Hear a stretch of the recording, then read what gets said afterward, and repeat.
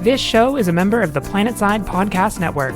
To learn more, go to planetsidepodcasts.com.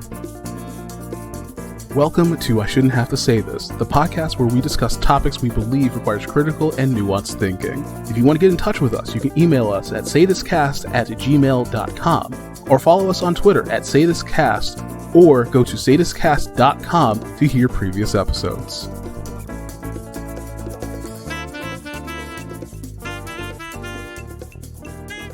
Hi, people. Welcome to the show. This week is going to be short and sweet because I scribbled the outline into my tablet as I worked very hard, and the message is going to be short and sweet, which is can't say it in the first 2 minutes of this, but just shut up online. So I'm so proud of you that you're remembering that rule. I remember it always. I just don't always follow it. So I'm a digital marketing professional, something which Janra did not know, but I have been for years. More accurately, I forgot, which is arguably worse.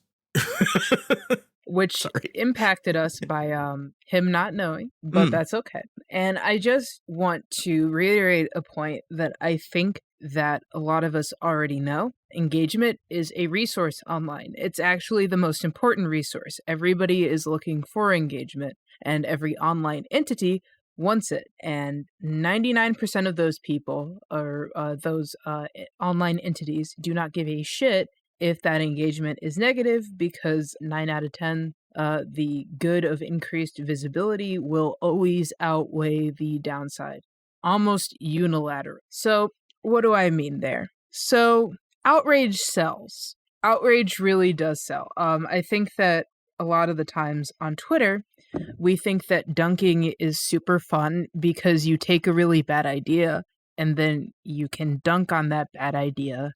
And by doing that, you tell other people that that's a bad idea and you can all express your feelings together. But the issue is that at best, callouts are pretty ineffective at controlling poor or antisocial behavior. I still haven't really thought of a warranted callout or dunking fest that has produced desirable outcomes in anybody who wasn't already really, really sympathetic to the people who were calling them out, generally speaking. And those aren't really the people that you would need to call out the most, or the type of antisocial behavior that you would want to curtail the most.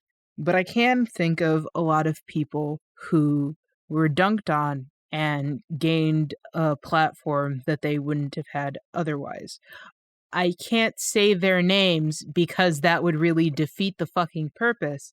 I'm glad you said that. I was just about to say, well, you mean like this person? Yeah, so Like so just if you're extremely online, maybe some of these monikers might mean something to you. The YouTube lesbian, the conservative YouTube lesbian, is somebody who genuinely I hadn't thought about for 10 years since I was a baby lesbian coming out, and hadn't watched her content for that long before I realized that she was kind of weird about bi people and stopped watching her promptly.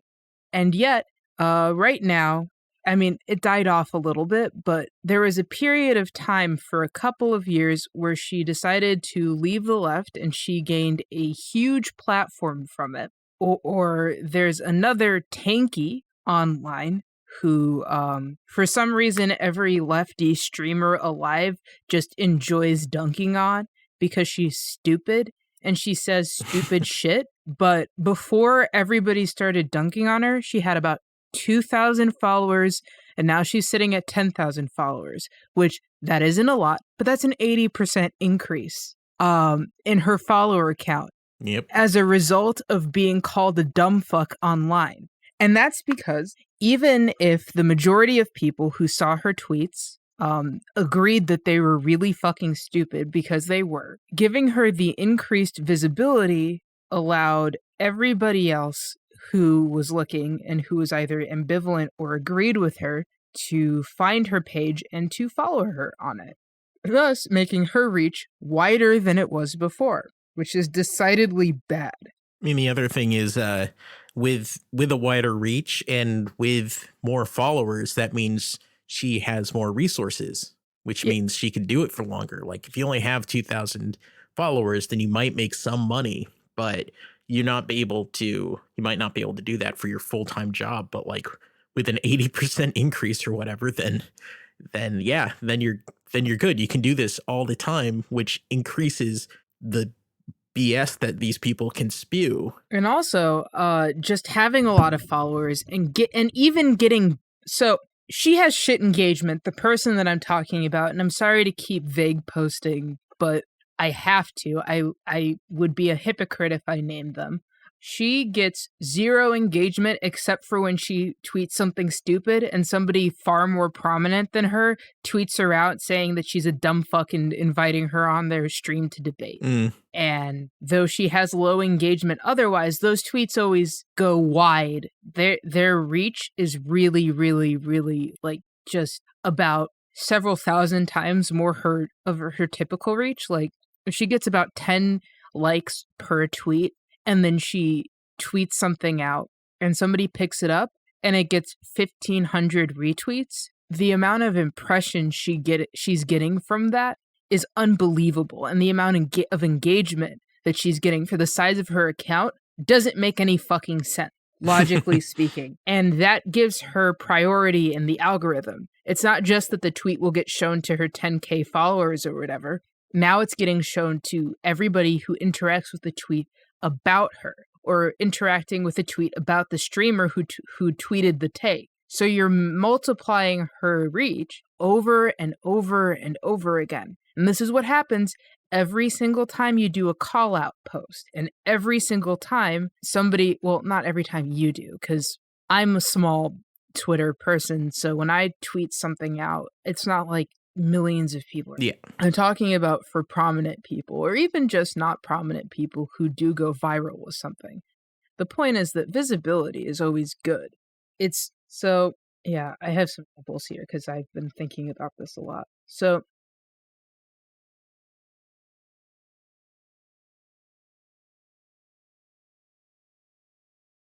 the other person that I really want to talk about, and I think is a really good example of this, is the Netflix funny man who shall not be named. Oh God. Yeah, the transphobic one. So about a month ago at the time of recording, maybe a little bit over, a Netflix funny man released a special that for some fucking reason in the year 2021 decided to shit mercilessly on trans people for over 40 minutes. I'm not here to argue that point. That's what fucking happened, and you can suck my dick if you disagree. I do not care. And it got a massive backlash. And because of that backlash, or maybe not because of that backlash, I mean, it is a very popular funny man. That Netflix special was number 1 or number 2 on the most watched Netflix list for a really long time. About a week initially. However, I feel as though the back and forth of the backlash has really led to prolonged visibility of that special and his ideas in the public eye. So I don't have an exact timeline in front of me, but from memory, the special releases, people watch it, people react to it, and then trans people watch it too, and they levy a backlash because it was really shitty. It gets talked about. People respond to the backlash. People respond to the backlash to the backlash. And we're a month later, and this shit is still being talked about. I just did a Google for the funny man, and there were articles about a week ago still talking about this motherfucker. I'm sure if I went on Twitter, I could find an active thread discussing his values about this shit and whether or not the funny man is transphobic even today. So a friend of mine, there was a disagreement in our Discord about this, and when I was talking to him about it, he was like, well, I was talking about it, but I still want to go back and rewatch it because I want to understand what's going on. And that also drives engagement, like you see something, you're like, what the hell is this? You see the backlash and the arguments online, and then you might want to go back because you think that critiquing things is important, so I'm gonna watch it again. But that means he gets another view. Exactly. Most people aren't going to pirate it because they already pay for Netflix, so people continue to watch it, which is before I was talking about something a little bit like engagement is a little bit nebulous when you're talking about Twitter. But on Netflix, engaging with the content on Netflix is money in somebody's pocket. It's proof positive that it would make sense to pay them for another special. It's royalties, it's etc. And it's subscriptions, honestly. Yeah. And so you're talking about a media cavalcade that resulted in people who disagree with the message watching it, with people who agreed with it watching it, with all sorts of people talking about it into perpetuity. Now, when I think of a Netflix special from a popular comedian in the 2000s, I think of, what's the name of the not funny blonde woman? Amy Schumer? Amy Schumer. I think of Amy Schumer. And I think of the other comedians on Netflix who do not put out transphobic screeds. And I think about the fact that their specials typically sit in the top 10 most watched, somewhere near the midsection for about a week, and then drop out into out of the public eye. It's talked about for about one news cycle. Yeah.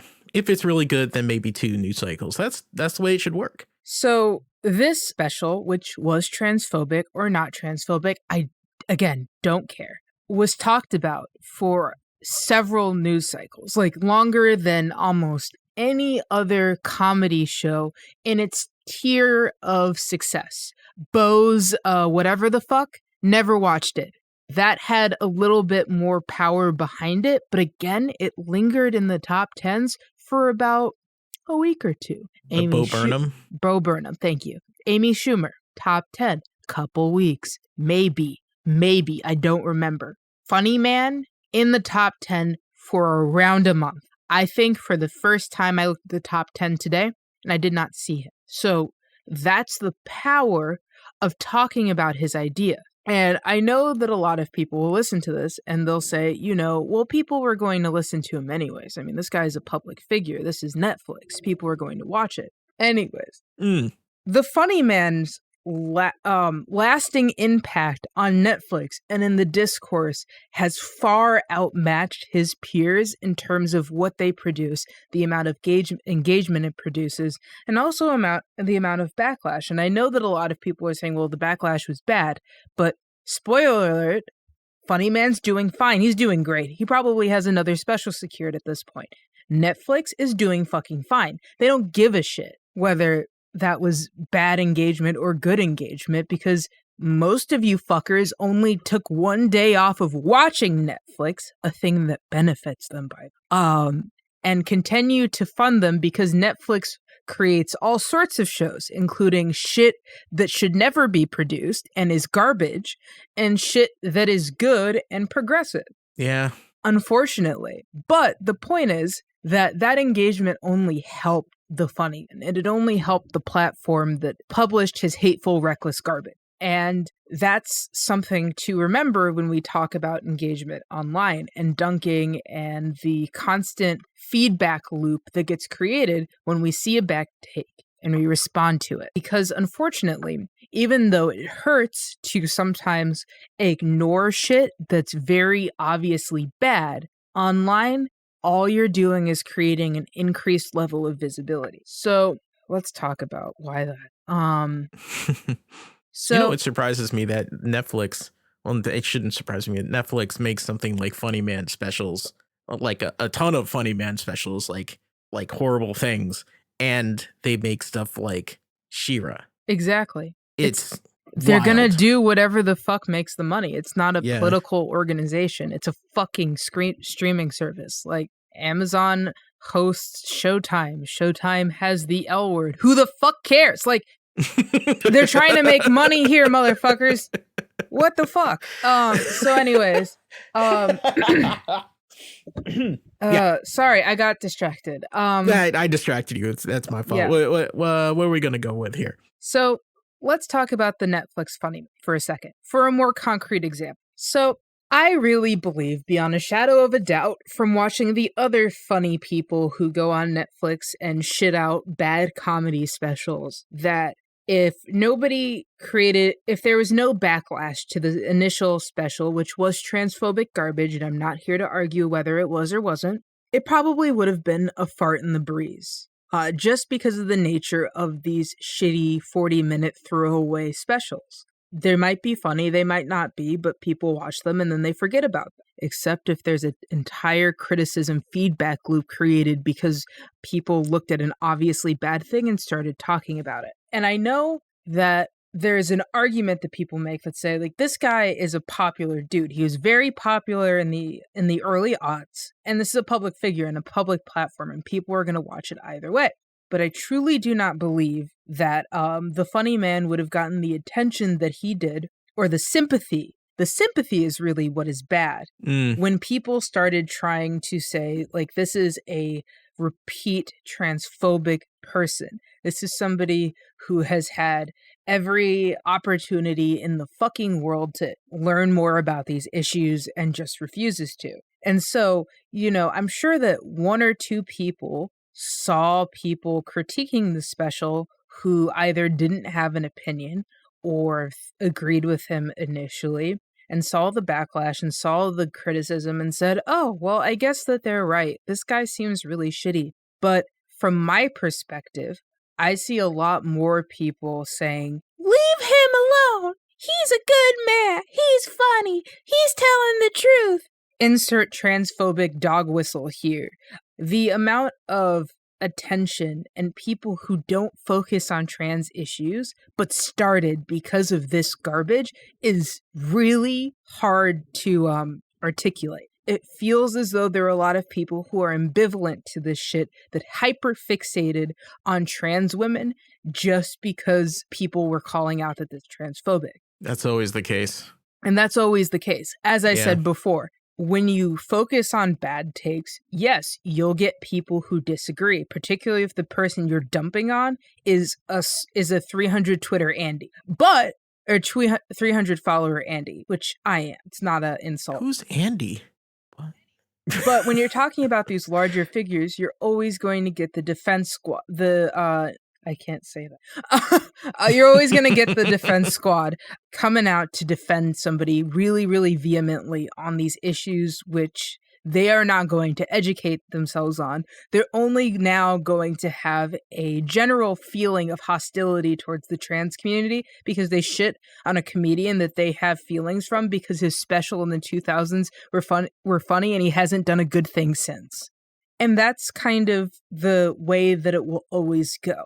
You'll always get, people, you always get a bad take. You always respond to it. Some people will agree, some people will disagree. But then there's always going to be this glut of stupid motherfuckers who just get these reactionary gut feelings of hostility towards minority groups because of the backlash to a bigoted thing from that community. This happens again and again. I'm black, I'm queer. This happens a fuck ton to us too. And also refer back to, we're talking about canceling and everything, refer back to our second episode, actually, the advocacy of outrage culture.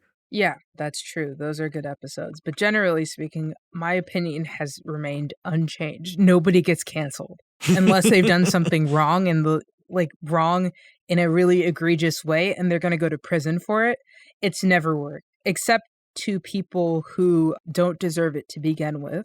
Like, I would say the canceling of Lindsay Ellis did not work, but she sure does post less videos than she did before, and the world is in a better place for that. Yeah.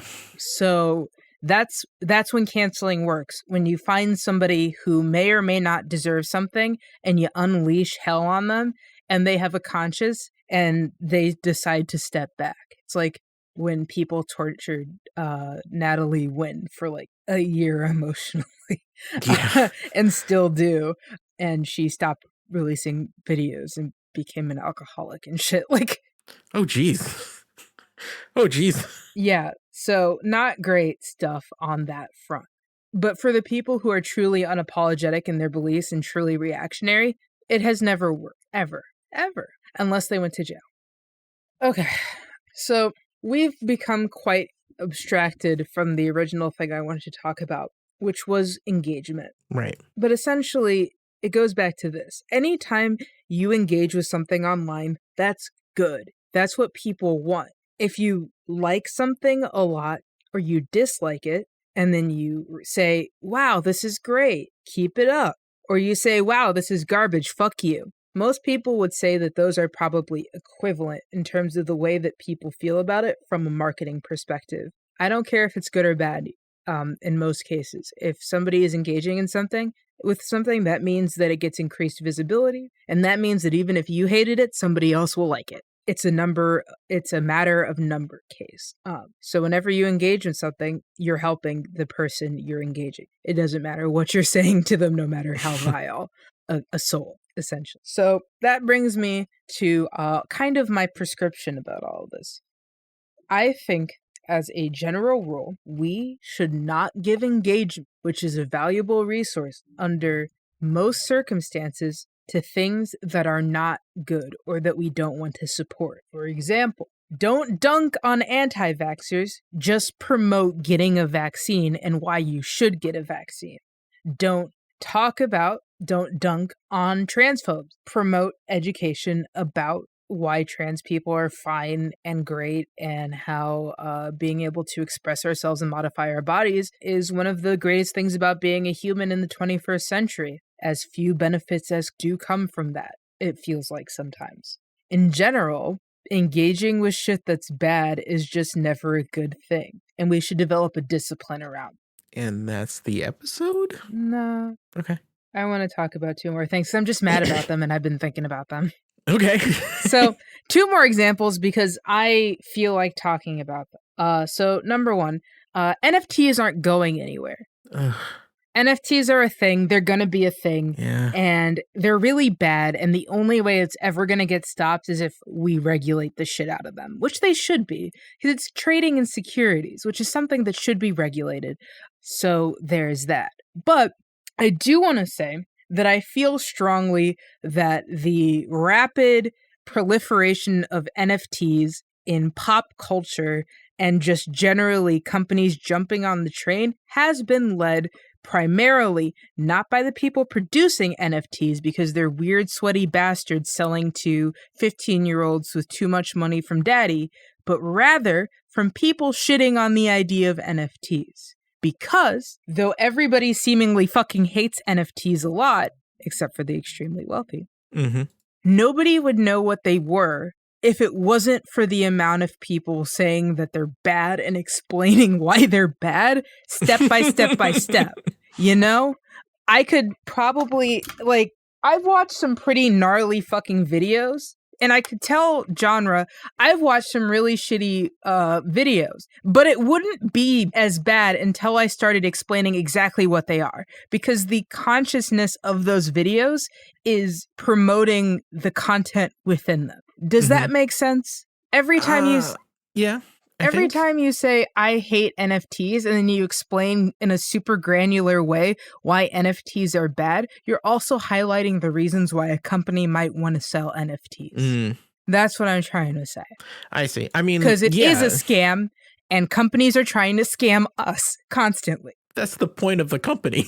I know. So whenever you talk about how bad NFTs are, you're just raising awareness of NFTs. You would be better served by stopping talking about them, because buzz is always better than zero buzz. And I feel like if we had the wherewithal to not talk about this shit at all, less people would be into it today and less companies would be looking into getting into it. So that's number one. Just stop talking about NFTs. Stop fucking dunking. It's not stopping. It's not going anywhere. Just try and treat it like fucking MySpace once Facebook came out. Don't talk about it anymore.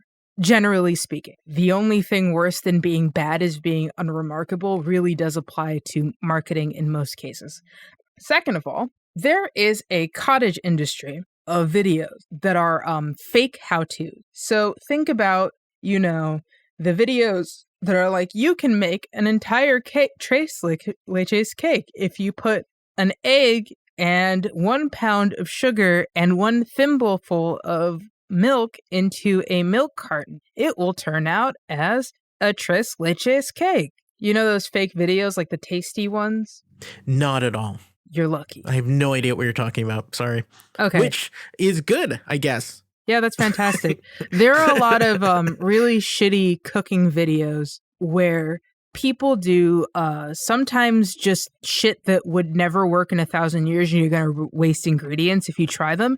And at worst, shit that's flat out dangerous. There's a whole industry of videos like that. Like somebody said, tie a rope around a fucking bottle and pour gasoline on the rope and then light the rope on fire, and you can cut the glass in half and use it as like a table setting or some shit. Are these videos supposed to be like comedic? No. They're like No. They're delivered with the intention of people at home doing them. So what? People got glass blown up on them, essentially. Well, no there are shit. also videos of people trying to use like kerosene lamps to like cook different shit or do little crafts. And there are stories about like little girls trying that shit at home and like blowing the house up. Like just really bad shit. And these videos are bad, but the first tier of these videos are somewhat believable. And that's what makes them really bad, because when you promote these videos, they're like short, shareable, and just too good to be true. So people like sharing them, and oftentimes people will share them and say, this shit would never work.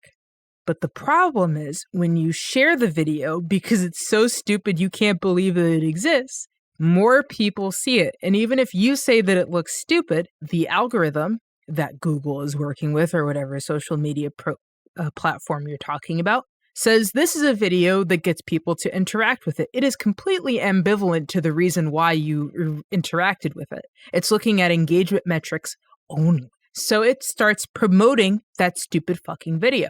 And maybe they promote that video to somebody who is stupid or somebody who is young. What's the difference? Same thing. Yeah. And those kids don't have the experience to understand why you shouldn't light something on fire with why you shouldn't change the temperature of anything glass rapidly from literally on fire to ice cold bath water. Like, they don't know that that's going to explode on them. So they try it and it explodes on them. Or you show them a video of like these people put fucking sugar in the lint trap of a dryer and ran the dryer. And then they cut the video and they put cotton candy in the lint trap, and they took out the lint trap and pretended like the fucking dryer made cotton candy. Oh my God. That hurts me physically. Yeah, so that just the concept of someone actually believing that hurts me physically, like deep in my soul. But if only one, but so that video, nobody believes that shit. 99.99% of people do not believe that shit. But when people start sharing that video and say, can you see this shit? Can you see this stupid shit? There's no way that works. Or here's why it didn't work. Let me do this elaborate debunking while sharing the very video that I'm talking about. You might eventually get to the one person who would agree with it. Because it's all about numbers. You can always find one dumb fuck on the planet to agree with something or to believe something. That's not hard, as long as you have the volume to do it. And also, if they're promoting a product, it flat out doesn't matter if anybody ever tries the fucking hack. You'll only see more dumb videos if you keep promoting it, because they're just looking to sell a fucking ladle. Like, you're making them money every single fucking time. They're just trying to sell products, dude. Yeah. They don't care if you try the hack. Here's how I made cotton candy in my dryer, and this is brought to you by Manscaped. Exactly. So you're getting them engagement, which is what Manscaped wants, and at worst, you're promoting a video which might one day end up on the feed of some small child who will then go and ruin their dryer. That is what you are doing when you engage with that video. So what is the right thing to do when you see that garbage? Well, most of the time that shit isn't TOS, unfortunately.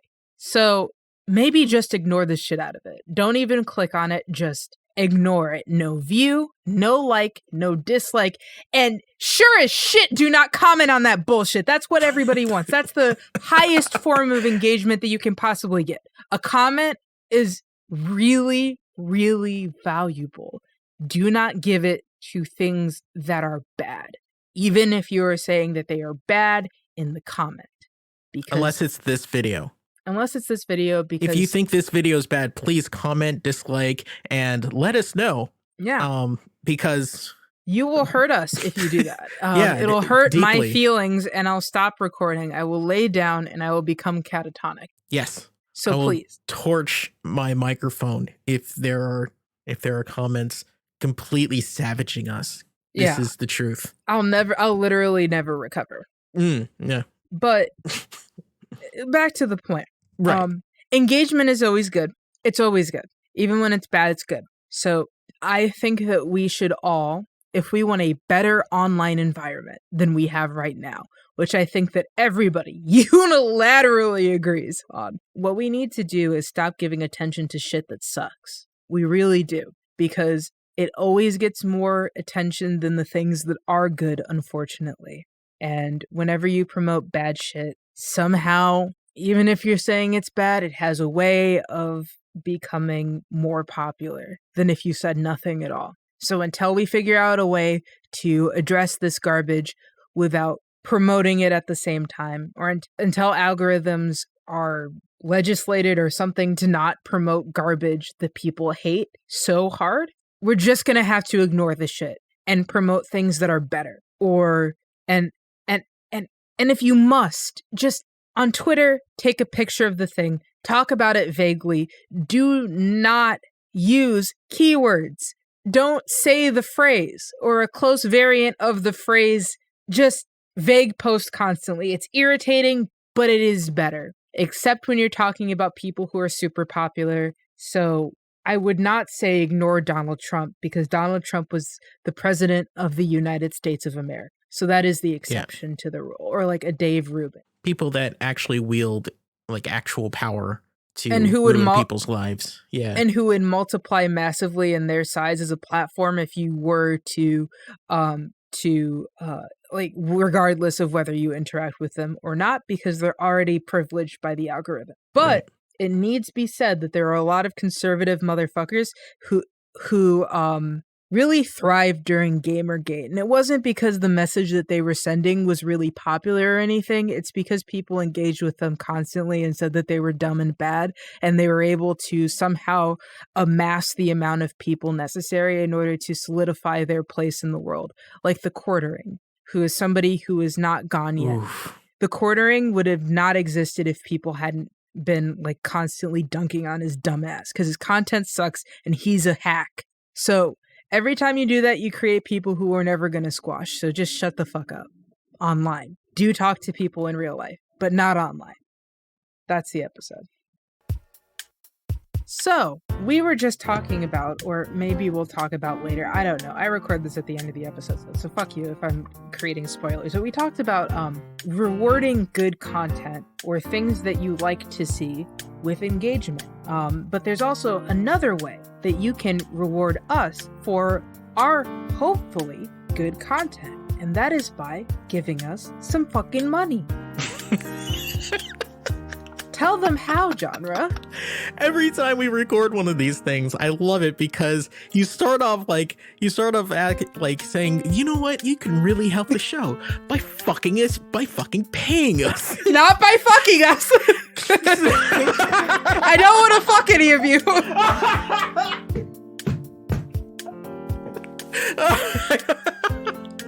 So you can support the show by going to ko-fi.com/saythiscast. You can go to Patreon as well. We have Patreon. That's patreon.com/saythiscast, of course.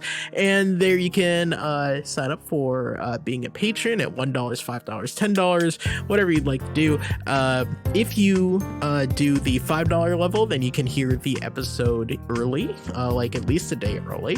If you do a $10, then you can get access to to our extra episodes, which we need to record a few more of, I think. So you get access to our extra episodes of random topics or extended conversations about the episode that we're recording or random things. So that is patreon.com/saythiscast. And the last thing you can do to help out the show is, of course, engagement. Like, share the link to the website, share the video that we put on YouTube, the videos we put on YouTube, share comment and like and subscribe and all that stuff, because it really helps the show. And as we were saying throughout the episode, if you engage with content, then it goes through the algorithm and more people get to see it. So if you want good quality content that is actually helpful and not making cotton candy in a dryer, apparently, then like and subscribe and share all of our various things. And thank you. Okay, so now is, as always, the time of the show where we talk about happy things and good things and stuff that is brightening our day or helping us survive this hellscape that we call this timeline. So, Nicole, do you have anything this week that sparks joy in your life in some degree? Okay, so I play a shitty mobile game. It's a gacha. I'm sorry, I'm a degenerate. PFPs. It's real bad.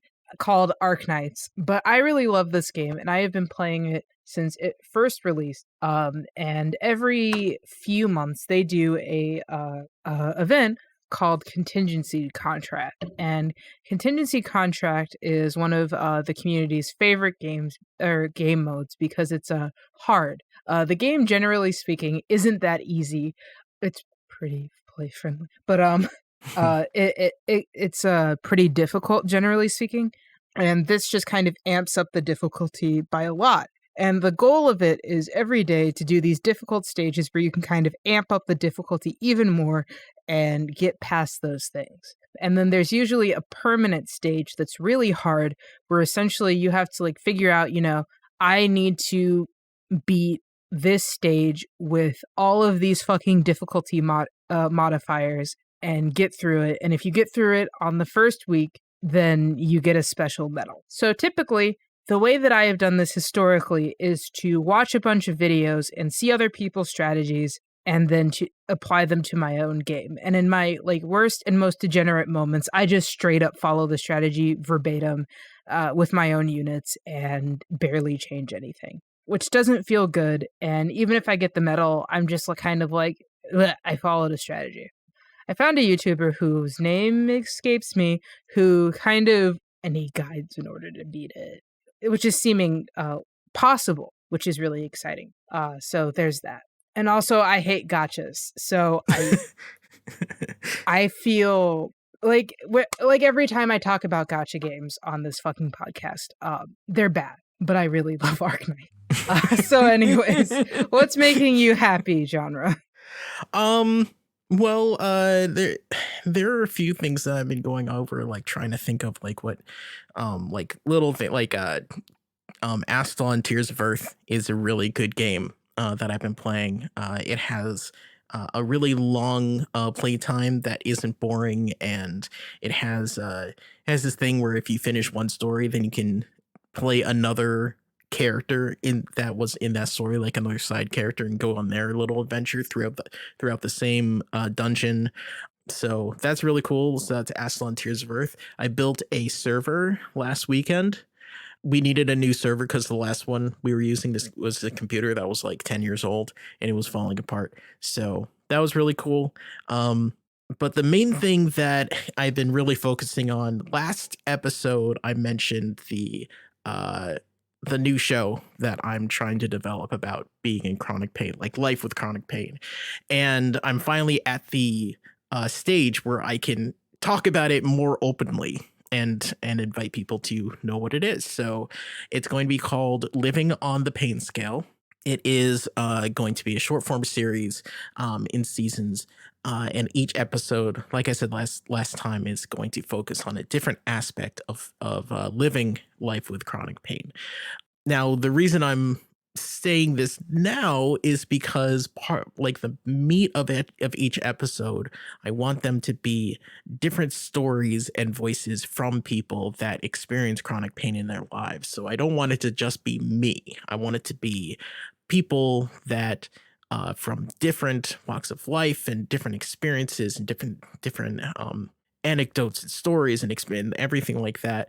So if you, and this is the thing, if you have a chronic pain condition, whatever kind, it could be frequent headaches, could be an autoimmune disorder or whatever, an injury that is giving you trouble. Like there are many reasons that people have a constant feeling of pain in their lives. If you would like, then it would be really cool to go to painscalepod.com and read like what I'm looking for. And if you'd like to write something and have a voice and have a platform to talk about like things that are going on in your life, or just to explain the different aspects of being in chronic pain, that would be really great, because I think this project is going to be super special. I have a lot of plans on how to make this really, really great, but it all starts with engagement. It all starts with people that would like to contribute. So it would be really great if you are one of these people, or if you know someone that would like to write something. It's very easy. Just go to painscalepod.com and just read what I have there and read what the show is going to be about, and pass it on. And that would be huge for me right now, because I need stories to make this really great. So, so again, that's painscalepod.com. Be really cool if you just visited there and checked it out, and to see what you think. So yeah. Anyway, that's it for this episode of I Shouldn't Have to Say This. Thanks everybody for listening. If you want to hear more episodes or go back to our previous episodes, which are still very, very good, then you can go to saythiscast.com. If you want to follow us on Twitter, you can go to @saythiscast and you'll be notified of new episodes. You can also follow us on YouTube. Just look in the show notes or on the website. That is I Shouldn't Have to Say This on YouTube, and we put our episodes up on there if you'd prefer to listen to our episodes on YouTube. A lot of people do. Nicole, where can we find you online, even though you're not posting that much? You can find me on Twitter at Jack of3Trades. It's 3 is in the number. You can find me at PressStartLock on Twitter. And like I said before, painscalepod.com if you would like to know more about the chronic pain podcast that I'm doing, Living on the Pain Scale. Our theme song is called Katamari Taino, and that is by the One Ups. If you want to learn more about the One Ups or buy their music or Mustin's music, you can go to store.mustanenterprises.com. I Shouldn't Have to Say This is a member of the Planetside Podcast Network. To learn more, go to planetsidepodcasts.com.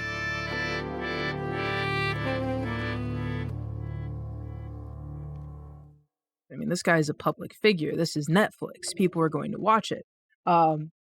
Nora, you can't do that. I'm recording. You're not allowed to growl. Very unhappy with Funny Man. Nora knows what's up. Who's out there? Is it... She's been here all day, you stupid fuck. Yawn it out. Are you done? I think she's done. Okay.